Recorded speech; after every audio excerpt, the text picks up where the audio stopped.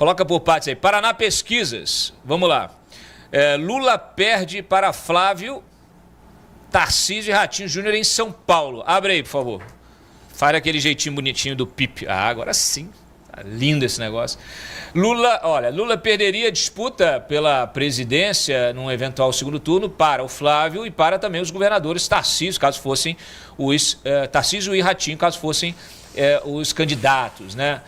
Isso em São Paulo, maior colégio eleitoral do Brasil. Esse é o levantamento do Instituto Paraná Pesquisas, o querido Murilo Hidalgo. Um grande abraço, Murilo Hidalgo. De acordo com esse levantamento, Tarcísio lidera aí com uma vantagem maior, tá? Ele é candidato à reeleição, mas aparece aí com 53,7% das intenções de voto contra 36% do Lully, tá? Em um cenário contra Flávio, o petista teria pouco mais, tá? Dentro da margem de erro 38,2%, enquanto o escolhido de Jair Bolsonaro, o seu filho 01, marcaria 49,1%, um pouquinho fora da margem de erro aí da pesquisa. Numa eventual disputa com o governador paranaense, filho do apresentador Ratinho, Lula alcançaria 37 contra os 47,5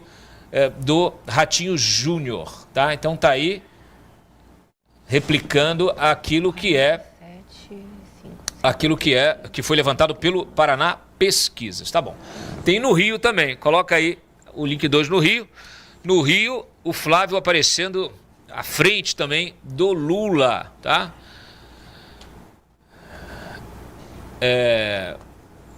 Pessoal que está fazendo superchat aí, obrigado. Já vou ler o superchat de vocês, tá? Quem quiser fazer superchat, destacar o comentário aqui, fique à vontade. Aliás, nós temos uma enquete. Você acredita que a investigação da PF é isenta? Tá aí 81% não, tá? Então, colham o que plantaram. Espero que corrijam o curso do trabalho de vocês na história, porque a instituição Polícia Federal realmente ela merece respeito, inclusive dos seus integrantes, especialmente dos seus integrantes. Mas volta lá para a nossa pesquisa do Rio de Janeiro, pelo Instituto Futura Inteligência e Apex Partners. Aponta aí, a pesquisa divulgada na segunda-feira apontou aí o Flávio à frente aí nos cenários eleitorais testados lá no Rio, tá?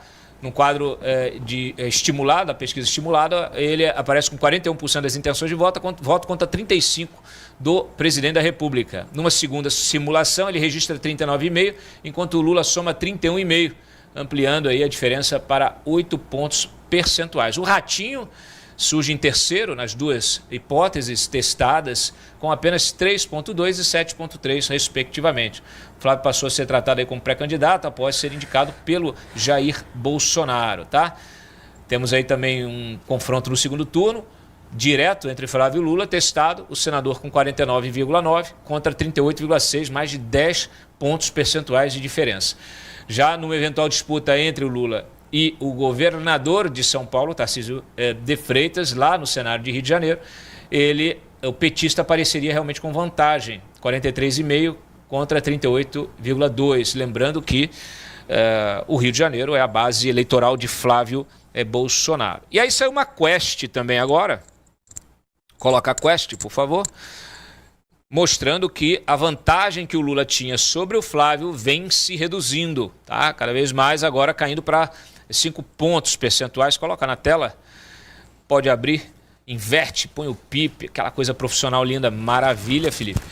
A Genial aí, ó, divulgando então, Genial Quest, né? A Quest é a pesquisadora e a Genial é quem encomenda a pesquisa, é o Banco Genial, tá? É bom olhar.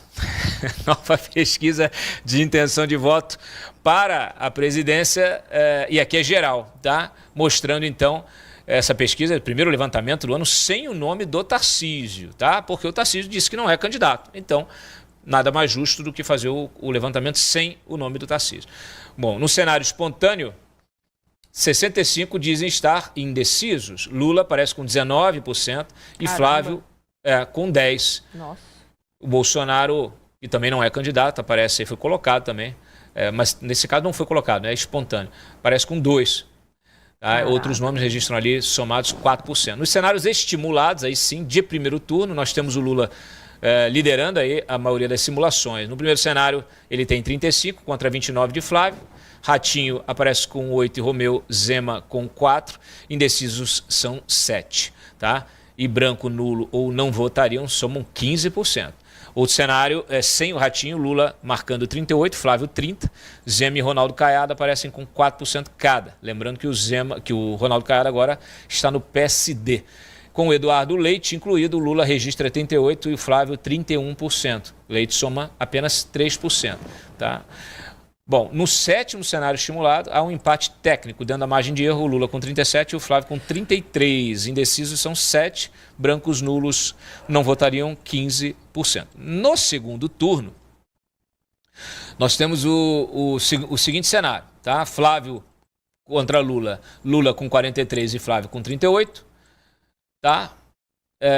E justamente essa diferença era em dezembro de 10 pontos percentuais, 7 em janeiro e agora caiu para 5, o que demonstra realmente uma tendência de alta do senador. O Felipe Nunes, que dirige a Quest, afirma que a pesquisa revela uma diminuição residual da vantagem de Lula para Flávio. A diferença era de... bom, ele está repetindo o óbvio. Tudo bem. Nos demais cenários, nós temos aqui de segundo turno Lula 43, Ratinho 35, Lula 42, Ronaldo 32, Lula 43, Romeu Zema 32, Lula 42, Eduardo Leite 28, Lula 44, Aldo Rebelo 25, Lula 44, Renan Santos 25%. Tá? Rejeição, isso é importante. Conhecimento e rejeição. Quem conhece e votaria? Lula tem 42 e Flávio 36. Quem conhece e não votaria? Lula 54 e Flávio 55. Entre os que dizem não conhecer os nomes, 4 afirmam não conhecer o Lula e 9 não conhecem Flávio. Ou seja, o Flávio ainda tem uma margem de crescimento dentro desse cenário aí de pessoas que não o conhecem, tá? Bom, aí a pesquisa se estende também aí para 69% dizem estar sabendo que o Flávio já recebeu o apoio do Jair, o que significa que 1/3 do eleitorado ainda não sabe, e que 44 achando que ele acertou, 42 achando que ele errou. Aí depois vem a avaliação do governo Lula, né? O governo Lula tem aí, segundo a Quest, 39% de avaliação negativa, superando a positiva de apenas 33%. Muito bem. Ok, esse é o cenário que está posto. Júlia, passo para você e na sequência quero ouvir a Carol Esponza. E se o Ricardo também quiser comentar, fique à vontade. Tem vários pontos interessantes aí, tanto na pesquisa da Paraná como na Quest. Na Paraná, eu gostaria de ter visto o resultado em relação a Minas Gerais, porque não é surpreendente que a família Bolsonaro tenha preferência dos votos tanto no estado do Rio como no estado de São Paulo. No segundo turno das eleições de 2022, o presidente Bolsonaro ganhou nesses dois estados, né? Agora, em Minas, o presidente Bolsonaro perdeu, e perdeu por uma margem pequena, mas perdeu. E nas últimas eleições para presidente da República, o resultado tende a ser uma réplica do que acontece em Minas Gerais. Então, seria interessante, tá, a gente ter uma pesquisa pegando ali o eleitor de Minas, porque Minas é um estado muito grande e por ele ter uma intersecção ali com o Nordeste, por ele ter uma intersecção com São Paulo, ali também está dentro da região Sudeste, né, muito próximo do Sul, ele consegue ser uma espécie de amostra do Brasil. Então, fica esse questionamento. O crescimento do senador Flávio Bolsonaro, ele também, pelo menos, não surpreende a mim. Por quê? Porque a gente sabe que o principal nome a derrotar o presidente Lula seria o presidente Jair Bolsonaro. Todas as pesquisas já haviam captado isso. Então, na medida em que a pré-candidatura do senador Flávio se torna mais conhecida, é natural que pelo nome, né, pelo sobrenome dele, ele absorva esses votos. Agora, mas não é apenas por causa disso. Eu também estou observando as declarações do senador Flávio Bolsonaro e eu percebo um tom mais equilibrado por parte dele, a começar pelo tom de voz.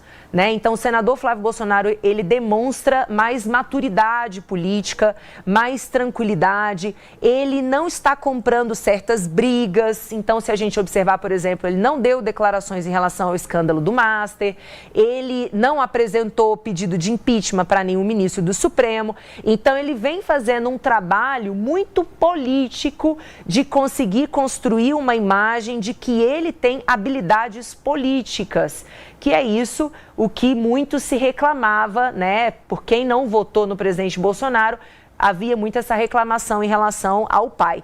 Então, o senador Flávio, ele está conseguindo passar uma imagem de mais temperado, de mais preparado para o cargo, e isso vem refletindo aí nessa crescida também nas intenções de voto para ele. Agora, algo que também me chama muita atenção, aí já entra na pesquisa da Quest, é que quando a gente vem para um cenário que não é estimulado, ou seja, o entrevistado, quem está respondendo a pergunta ali, quem está respondendo a pesquisa, ele não recebe uma dica de quem ele poderia votar.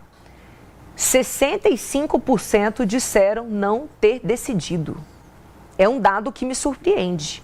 Eu achava que estaria mais decidido, principalmente em relação ali ao presidente Lula, porque o Lula vem utilizando toda a estrutura do governo para fazer constantes propagandas.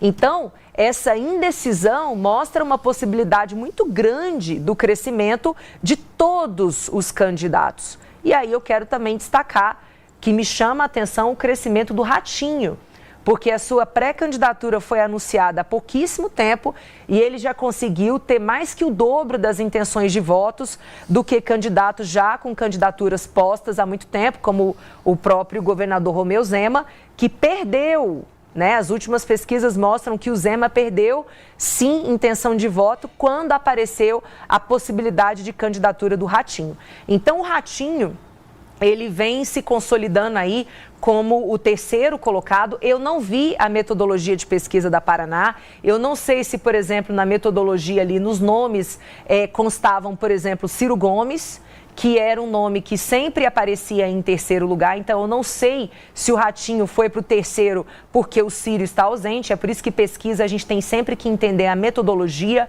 né, para poder comentar. Mas o crescimento dele, do Ratinho, chama bastante atenção e mostra que ele vai ter, sim, ele vai dar trabalho tanto para o campo da esquerda como para o campo da direita, sobretudo se ele tiver habilidade para buscar esses votos aí, desses mais de 65% que ainda estão indecisos. Muito bem. Carol Esponza, você.